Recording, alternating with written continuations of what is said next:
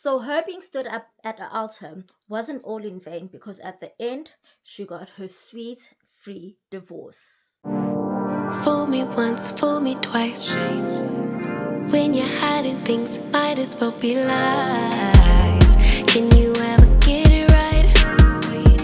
How long will I let this lie? Hit up my girls, pull up, I'm outside, waiting by the curb. Hi guys, my name is Sneh. Hope you can either call me Usne or Hope, whatever floats your boat. And welcome to my channel. Welcome. Today is another Sunday story time. First of all, let's not be rude. Apologies for being away for such a long time. I was in hospital. I wasn't able to record. It took me time even to recover even after being discharged. So please bear with me. I do hope you do stay by, and if it's your first time here, kindly do press the subscribe button, please. And if you're my returning subscriber, thank you. And for all the people that followed me from the Madam Speakers podcast, thank you so much. I hope you guys do enjoy it here.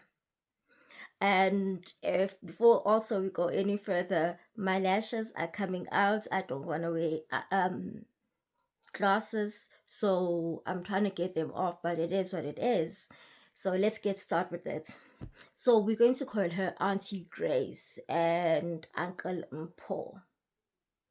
So this was a couple that got together when we were still young, and Putumpo or Uncle Mpo wasn't all that what he said he was. Just before getting married, during the processes of being married, they discovered that all he said he was all just by a lie. But what do we women do all the time? We stay. And we make excuses for them. So my auntie had been told that my other uncle is from a certain township, and that wasn't true. He was from deep in the Bundus, like the rural areas. Not that any of that matters, but at least let me know. Why are you hiding such relevant information? What is it about your past that you feel needs to be hidden? So, okay, fine. I was still young. So I don't know much about the union, very young and not that close. I was in boarding school. So we come back this one weekend for the we knew that they were getting married at some point, and then we come back for this for their wedding this other weekend from boarding school. Okay, it's fun. And that was the 3 December 2000, 3 August, I'm sorry, 3 August 2003. That was the last time relax hit my hair, the last time I ever relaxed my head. So I will cut down my hair, I will shave my hair every now and then, but I've never relaxed my hair ever since. So that was Auntie Grace's wedding and Uncle Mpo's wedding. So everything goes well. So from our side, the bride's side. And I go and do my hair. And we're running late. My other uncle takes me to go do my hair, and we're running late. And we come back expecting that everybody is at church for the service. And there's nobody there. We head down home at my aunt's place, and things are still there. Everybody is there. What's happening? What's going on? Why is the wedding not going on? I mean, I could have been in boarding school doing kids stuff. I could have been, getting up to mischief and my tongue being naughty, because that's a period of my life whereby I tended to lose respect in terms of my speech. But anyway, that's not where we are. And we get we find out, I don't know how they had gotten, but the other kids that were had left when I went to had been left behind when I went to do my hair had received information that I think it was public knowledge, it was common knowledge, everybody knew. It was just that I was away not to know that Uncle Mpho did not pitch up at church. Oh my God. What now? What then happens? So there's a meeting, there's a huge meeting with the adults inside. We are in the cars outside. Obviously, we're kids, we're enjoying, we're sharing our teenage stories, and it's all nice. To us, it's just another day. Unfortunately, this didn't happen. Um, we don't know the repercussions of, being left at the altar. The bride's family and everybody who wasn't aware of what's happening did go and look for Uncle Mpho, and they just didn't find him. They went to his house, there was nobody. It was all just but nothing. He hadn't been there. Only to find out that he had been locked. He went to see his girlfriend, and that girlfriend said, "You are not going to marry another woman, not in my watch." So, yes, so that woman had locked him up, and that's why he couldn't make it to the wedding, to the ceremony. And what then happens then is that he pitches. But now, when he pitches, my mother was very strict, and she was taken as rude because she called a spade, things as they are. I think I sometimes I'm like that. Um, and her other cousin, they were like, this just doesn't seem right. So just the background story is that my mother almost had been married before, and she decided that, okay, is this the choice that I'm making? Is this how I want to raise my kids? And then um it was looked down upon not being married, but she, from that school of thought, she still decided not to get married because it just didn't make sense to her. So she thought about the long term, the future of her kids, us, how she would have loved to raise us. Not definitely, it wasn't in a toxic household. And I thank her. Thank you, girl in heaven. So, and so they're against my aunt, who is much younger than them. So it's like, this wedding is not happening. But those older than them, was like, what do you say? He's here, he's apologizing. It was just another woman. You know how, oh gosh, it still happens though. That woman, it's always the other woman's fault. So it wasn't Uncle Paul's fault that he was dating someone else while in preparation of marrying my aunt. It was the girlfriend's fault that he prevented Uncle Paul from coming to marry my aunt.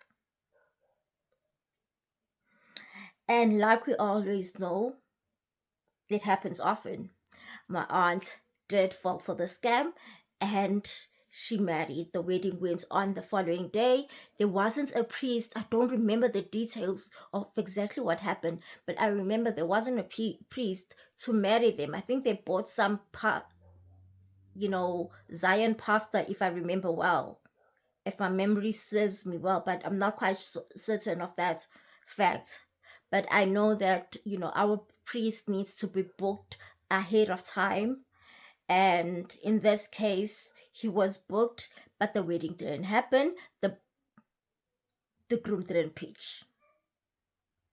So it was his time wasted, and tomorrow was a service. Therefore, time goes by, and it was a very toxic It was a very, very toxic marriage, obviously. It started off toxic. I mean, the dating was toxic. The fact that he had lied to her about where he comes from. The wedding itself was a drama and toxicity. Uh, and then when they were married, I remember at some point we'll hear that after 2 days having given birth, postpartum, 3 days postpartum, he would hit her, and she would have to my ask now. She would have to travel about 45 to an hour distance at night with a newborn baby and a couple of kids to my grand's place. So it was just never. So my mother distanced herself, but hey, it's her choice. There's nothing that she can say. It's my aunt's choice to get married to this man, but it is what it is. When it happens, everybody is like, oh, why are you still there? Why are you, this is not something that Shubegazal about.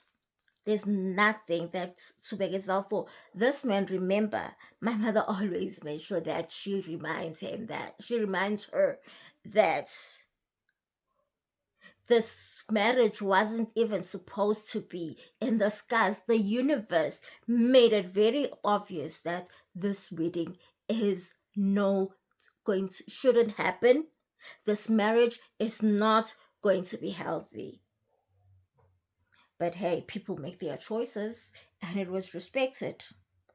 And then finally, at some point in time, I remember, man.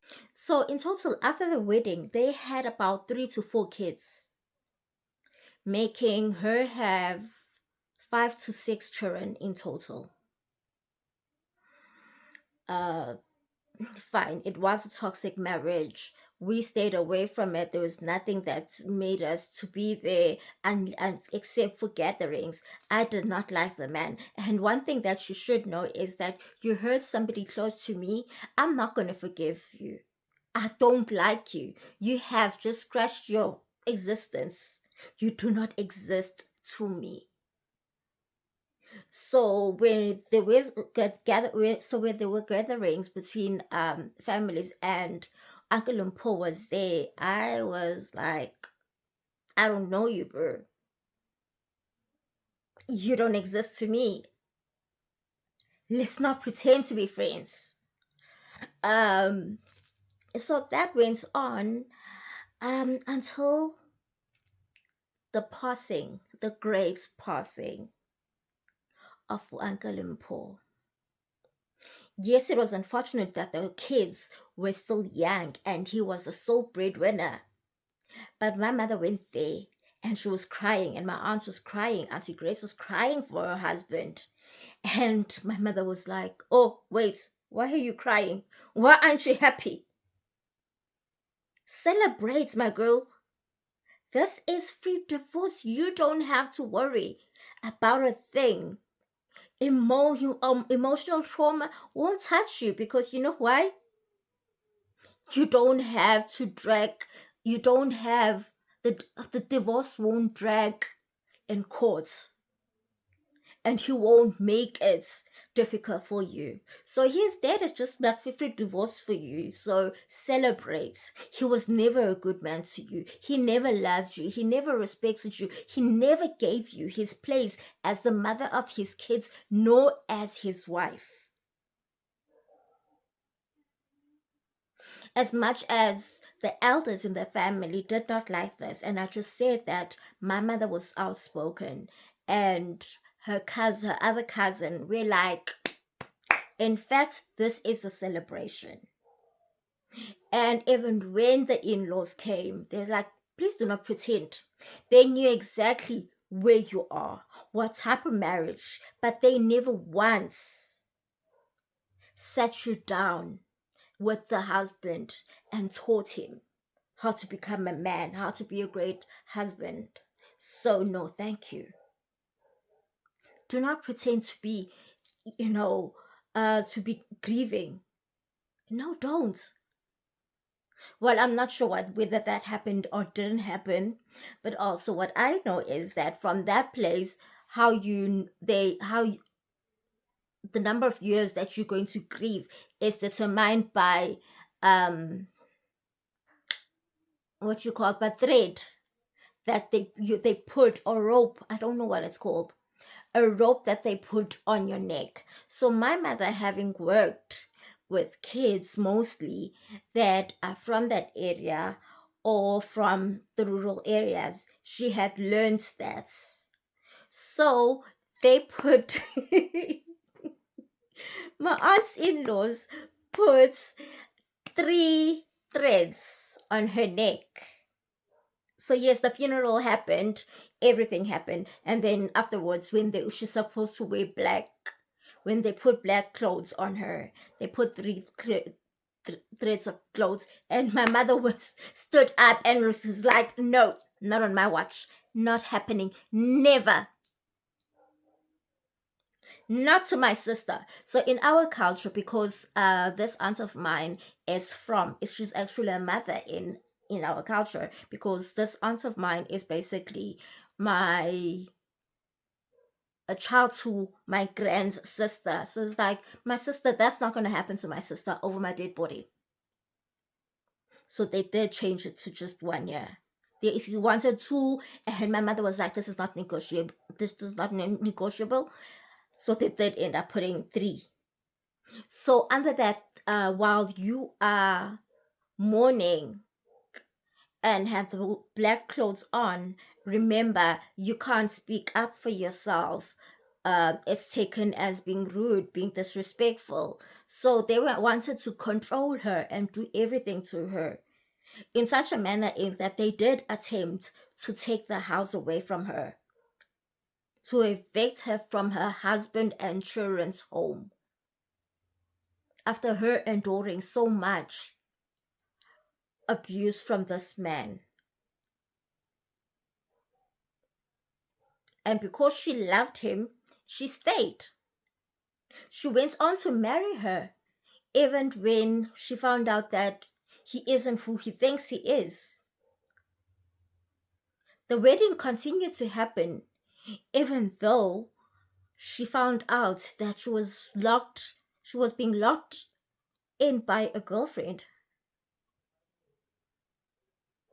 So, yes, the final ending was the beautiful ending of my aunt getting a free divorce from this man that wasn't contested, even though the in-laws that just wanted it to be, to drag longer, and wanted to be spicy about the whole thing. Thank God my mother was there with a little bit of knowledge that she did have, to protect her sister or her cousin.